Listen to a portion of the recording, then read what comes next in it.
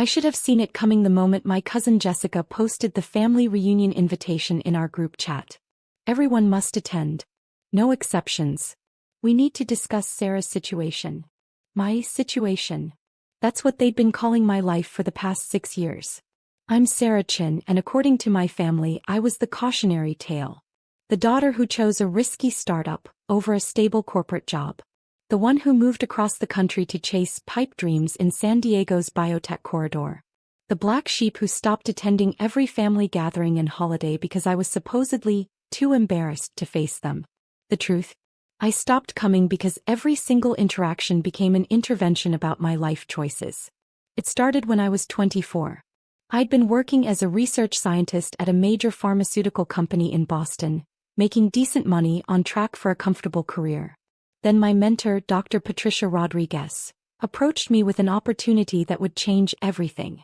Sarah, I'm leaving to start a biotech company focused on targeted cancer therapies. I want you to come with me as co-founder and chief scientific officer. My parents' reaction was immediate and volcanic. You're throwing away a 6-figure job for what? Dad had shouted over the phone. Do you know how many startups fail? 90%. 90%, Sarah. Mom was worse. Patricia is using you. You're young and naive, and she's taking advantage. This will destroy your career. My brother Marcus, the golden child with his hedge fund job, laughed outright. CSO of a company that doesn't exist yet. Impressive title for unemployment. But I went anyway. I believed in the science. I believed in Patricia. And I believed in myself. BioNova Therapeutics launched with $2 million in seed funding, a small lab and 3 employees. Patricia, myself, and 1 lab technician. We worked 16-hour days. I lived in a tiny apartment, drove a 15-year-old Honda, and survived on ramen and ambition. My family interpreted my absence from gatherings as shame. They thought I was avoiding them because I'd failed. They had no idea I was building an empire. What my family didn't know, what I deliberately never told them, was that BioNova wasn't struggling. We were thriving. Year 1. We secured a $15 million series of funding round after our preliminary research showed a 73% success rate in early trials. Year 2, $45 million Series B. Our lead compound entered Phase 2 clinical trials with breakthrough therapy designation from the FDA. Year 3. Partnership deal with a major pharmaceutical company worth $80 million upfront, plus milestone payments. Year 4. Phase 3 trials exceeded expectations. Company valuation hit $500 million. Year 5. FDA approval for our first drug. Revenue projections went exponential. Year 6. BioNova Therapeutics was now valued at $165 million, with me holding 23% equity as co-founder and CSO. My personal net worth had crossed $38 million. We employed 147 people. Our cancer therapy was saving lives. But to my family, I was still Sarah who made the mistake. I kept my success hidden for strategic reasons. Every time I'd shared good news in the early years, it was met with skepticism and dismissal. When I mentioned our series of funding, Dad said, "That's just other people's money you'll lose." When I told them about the FDA breakthrough designation, Mom said, "Don't count your chickens before they hatch." So I stopped sharing. I let them believe whatever narrative they'd constructed. Meanwhile, I built relationships with people who actually believed in me. My business partners, my team, my mentor Patricia, and my fiancé David, a fellow scientist who understood the journey. I attended their gatherings maybe once every 18 months, always keeping conversations surface level. Yes, work was fine. No, I didn't want to discuss my finances. No, I didn't need career advice from Marcus. The looks of pity were almost comical. Aunt Linda would pat my hand sympathetically. Uncle Robert would offer to put in a word at his friend's medical device company if I needed a real job. Cousins would ask if I needed money, voices dripping with condescension. I'd smile politely and change the subject. What finally triggered the investigation was my decision to miss Marcus's wedding last year. I was in Switzerland presenting at a major pharmaceutical conference. BioNova had been invited to showcase our research to European investors. It was the opportunity of a lifetime. I sent a generous gift and my regrets. Marcus was furious. He called me selfish, accused me of jealousy, and told everyone I was too broke to afford the trip. Never mind that the wedding was in Boston and I was literally in Zurich discussing a potential $200 million partnership deal. That's when the family narrative shifted from pity to suspicion. She's lying about something, Marcus told everyone. No one just stops coming to everything unless they're hiding something. Mom became convinced I was in financial trouble, possibly even homeless and too proud to ask for help. She's probably living in her car, she told my aunts, who then told their children, who posted concerned messages on social media. Dad developed a theory that I was involved in something illegal. These biotech companies are all scams. She's probably selling fake supplements or involved in some pyramid scheme. The family group chat became a constant stream of speculation about my real situation. They analyzed my rare social media posts like intelligence analysts. Look, same shirt in 3 photos, she can't afford new clothes. That restaurant background looks cheap. Why won't she video call? It would have been funny if it weren't so insulting. The reunion invitation came 3 months ago. My mother's sister, Aunt Carol, was turning 70, and the family was gathering at Uncle Robert's estate in Connecticut for a long weekend celebration. You need to come, Sarah, Mom said on the phone. The whole family will be there. It's important. Something in her tone made me wary. What's really going on? We just want to see you, honey. We're worried about you. We want to help. I should have declined. But David encouraged me to go. Maybe it's time to tell them the truth, he said. You've proven everything you set out to prove. Let them celebrate your success. So I agreed to attend. What I didn't know was that the family had been planning an intervention. They'd collected money, $12,000 total, and hired a private investigator to conduct a comprehensive background check on me. The plan was to present the findings at the reunion, expose whatever I was hiding, and then offer help for my inevitable problems. Marcus orchestrated the whole thing. He was convinced I was either destitute or criminal, and he wanted to save me from myself while simultaneously proving he'd been right about my life choices. I arrived at Uncle Robert's estate on Friday evening, driving my modest Honda. I dressed simply, jeans and a nice blouse. I wasn't trying to prove anything. I just wanted to see my grandmother, wish Aunt Carol happy birthday and leave. The first evening was awkward but manageable. People asked polite questions about work with obvious skepticism. I gave vague answers. Grandma hugged me and told me I looked too thin. I helped Aunt Carol set up decorations for her party. But I noticed the looks. The whispered conversations that stopped when I entered rooms. The way Marcus kept smirking at his phone. Something was coming. Saturday morning, I woke to 17 missed calls and 43 text messages in the family group chat. Emergency family meeting at 2 p.m. Everyone must attend. Sarah, this concerns you directly. We're doing this because we love you. It's time for the truth. My stomach dropped. I called David. They're planning something, I told him. Some kind of ambush. Then don't go, he said immediately. Just leave. I considered it. But then Grandma called. Sweetheart, please come to the meeting. I don't know what your brother has planned, but I want to be there for you. Whatever it is, we'll face it together. That's what made me stay. Not for my parents or Marcus, but for Grandma, who'd always been kind even when she didn't understand my choices. I spent the late morning walking the estate grounds, preparing myself mentally. I called Patricia, who'd become like a second mother to me over the years. They're going to try to humiliate you, she said bluntly. Don't let them. You've built something extraordinary. You have nothing to be ashamed of. I know. I just hate that it's come to this. Then end it today. Tell them the truth. Show them who you really are. Not for them, for you. So you can finally be free of their judgment. He was right. I opened my phone and sent 3 messages. One to my attorney Richard Chin, no relation ironically. One to Patricia. One to David. If things go badly today, I'm ready to pull the trigger on full disclosure. Stand by. Then I went to face my family. Uncle Robert's living room had been arranged like a courtroom.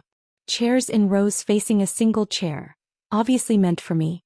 The whole family was there. Parents, siblings, aunts, uncles, cousins. 23 people total. And in the front, standing next to Marcus, was a man in a dark suit carrying a leather briefcase. Marcus was practically vibrating with excitement.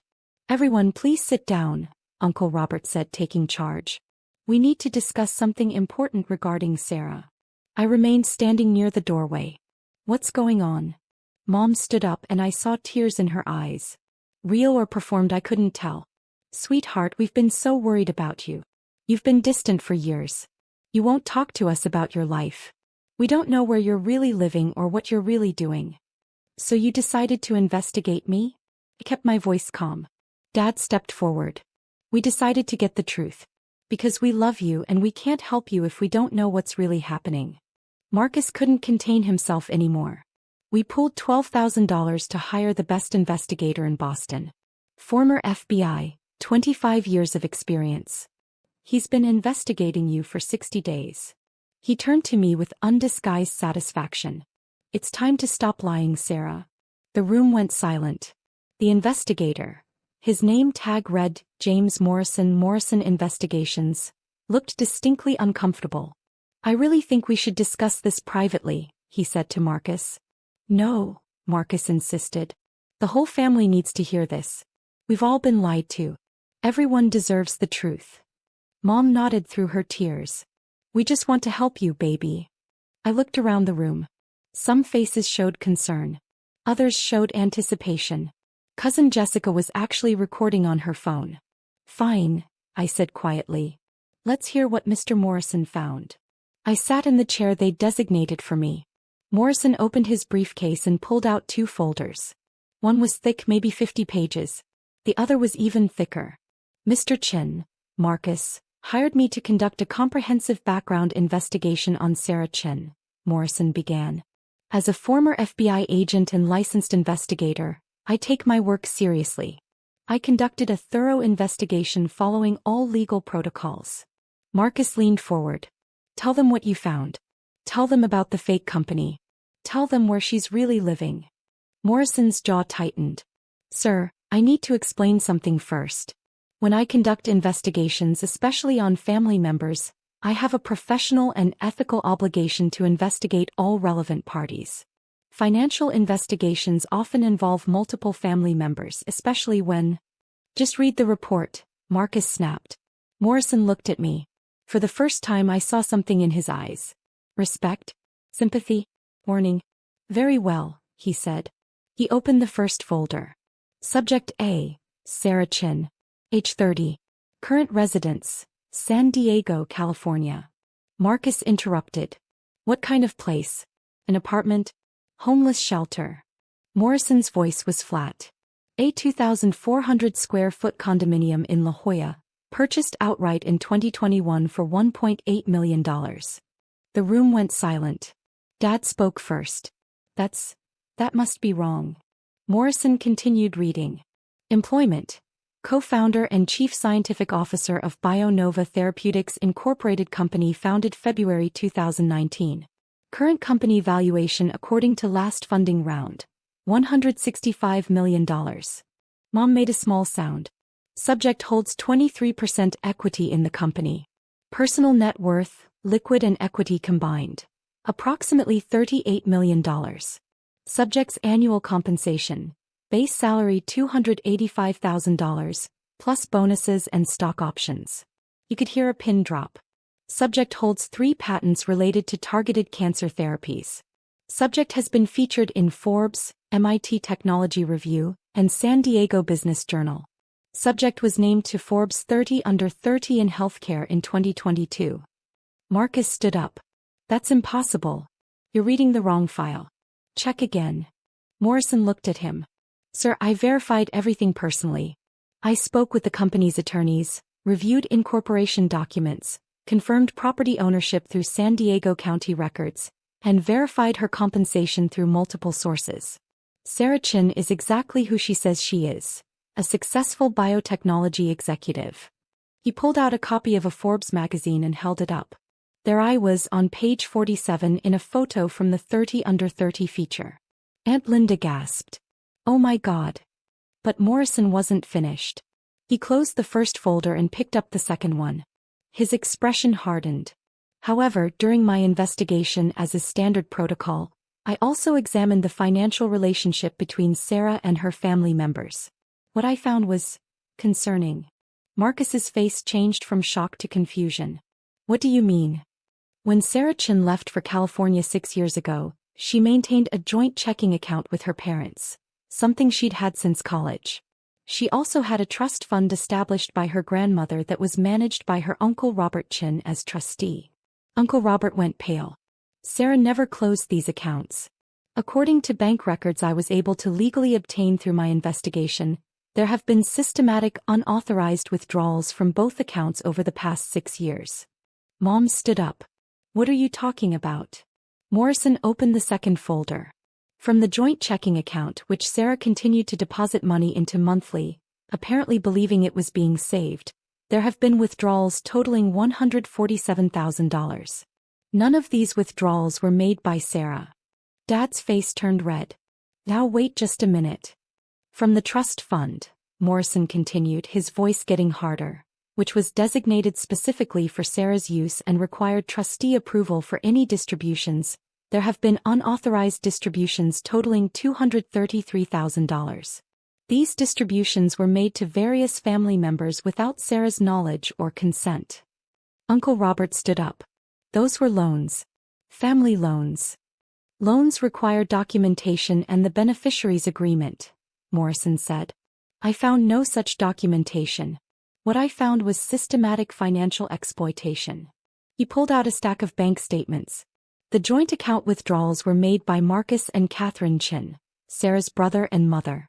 The trust fund distributions were authorized by Robert Chin and went to himself, Marcus Chin, and Carol Peterson. Aunt Carol, whose birthday we were supposedly celebrating, made a sound like she'd been punched. Morrison pulled out more documents. In total, unauthorized transfers from Sarah's accounts total $380,000 over 6 years. Under federal law, wire fraud involves the use of electronic communications to execute a scheme to defraud someone of money or property. These transfers were made electronically without authorization for personal gain. He looked around the room. That's wire fraud. Multiple felony counts. The room exploded. Those weren't unauthorized. Mom shouted. She's family. Family money is family money. She abandoned us. Marcus yelled. She owed us. Uncle Robert was backing toward the door. This is a misunderstanding. I was managing the trust. I had discretion. You had discretion to distribute funds to Sarah, Morrison said coldly. Not to yourself. Not to your nephew. The trust documents are very clear. I sat there processing. $380,000. They'd taken $380,000 from me while calling me a failure. While pitying me. While investigating me to prove I was a fraud.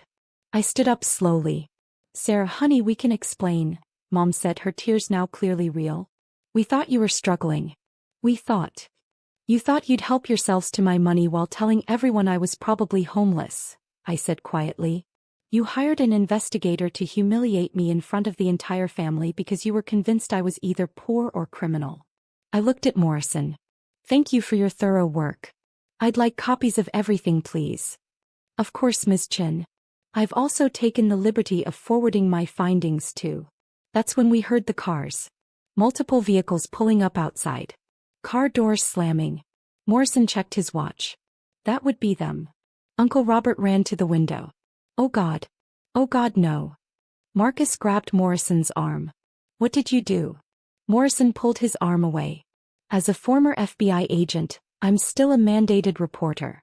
When I discover evidence of felony financial crimes during an investigation, I'm legally required to report it to the appropriate authorities.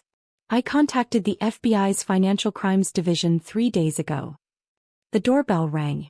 Uncle Robert opened it to find 6 FBI agents standing there, 2 in suits and 4 in tactical gear. Robert Chin, Marcus Chin, Catherine Chin, you need to come with us. The next 30 minutes were chaos. Mom collapsed into a chair, sobbing. Dad stood frozen, his face gray. Marcus tried to run for the back door, but 2 agents were already there. This is insane. Marcus shouted as they read him his rights. She's family. You can't arrest family for family money. Wire fraud, sir, one of the agents said calmly. Multiple counts. Conspiracy to commit fraud. If convicted, you're looking at up to 20 years per count. Uncle Robert was pleading. I'll pay it all back. Every penny. Sarah, please tell them it was a misunderstanding. I stood there watching, feeling nothing. Or maybe feeling everything at once. Aunt Carol was crying. I didn't know it was wrong. Marcus said Sarah gave him permission. I never gave anyone permission, I said clearly. I had no idea any of this was happening. One of the agents approached me. Miss Chin? I'm Agent Williams. We'll need you to come to the field office to give a formal statement. Of course. You're not required to press charges, but given the amount and duration. I'll press charges, I said. All of them. Mom looked up at me, mascara running down her face. Sarah, please. We're your family. I looked at her. Really looked at her. This woman who gave birth to me, raised me, and then spent 6 years taking my money while pitying my choices. No, I said quietly. Family doesn't do this. Family doesn't steal from you and then hire investigators to humiliate you. Family doesn't spend years telling everyone you're a failure while secretly funding their lives with money they stole from you. I turned to the agents. When do you need me? Monday morning, if that works for you. I'll be there. They led Mom, Marcus, and Uncle Robert out in handcuffs. Dad wasn't arrested. Apparently he hadn't directly participated in the withdrawals. But he looked destroyed anyway. The remaining family members sat in stunned silence. Jessica, who'd been recording everything, had stopped at some point. She was pale. Sarah, we didn't know. Didn't you? I asked. Every single one of you participated in the narrative that I was a failure. That I was struggling. That I needed help. Not one of you thought to simply ask me directly if I was okay. You all just assumed. Cousin David, not my fiancé, my cousin, spoke up. But you never told us the truth. Because every time I tried, I was dismissed or doubted. So I stopped trying. I built my life with people who believed in me from the start. I picked up my bag. Grandma stood up. She was the only one who'd been completely silent through everything. She walked over to me slowly. I'm sorry, she said simply. I should have asked. I should have trusted you. I felt my throat tighten. You were always kind to me, Grandma. Even when you didn't understand. I'm proud of you, she said. Your grandfather would have been too. He always said you had a brilliant mind. That almost broke me. But I held it together. I need to go, I said. I walked out of Uncle Robert's house, got in my 15-year-old Honda, which I kept because it ran perfectly fine and I liked it, and drove away. My phone started ringing before I even reached the highway. David, Patricia, my attorney Richard. I pulled over and called David first. How bad? He asked. FBI arrested 3 of them. Wire fraud charges. $380,000 total. He was quiet for a moment. How are you? I don't know yet. Ask me tomorrow. Come home. I'll be waiting. The legal process took 6 months. Mom, Marcus, and Uncle Robert were all charged with multiple counts of wire fraud and conspiracy. The evidence was overwhelming. Morrison's investigation had documented everything, and the bank records told the full story. Uncle Robert, who had the most legal exposure as the trustee, took a plea deal. He pled guilty to 2 counts of wire fraud, paid back his portion, $89,000, plus penalties, and received 3 years probation with 500 hours of community service. He also lost his job as a financial advisor. His license was revoked. Marcus fought the charges. He went to trial, was convicted on 4 counts, and received 2 years in federal prison. He'll likely serve 14 months with good behavior. Mom also took a plea deal. She pled guilty to 1 count of wire fraud, paid restitution, $147,000, and received 2 years probation. Her penalty was lighter because the prosecutor acknowledged she'd been manipulated by Marcus to some degree, though that didn't excuse what she'd done. Dad divorced her 3 months after the arrests. The family fractured completely. Some members sided with Mom and Marcus, claiming I'd overreacted and should have just worked it out privately. These people are no longer in my life. Others reached out with genuine apologies.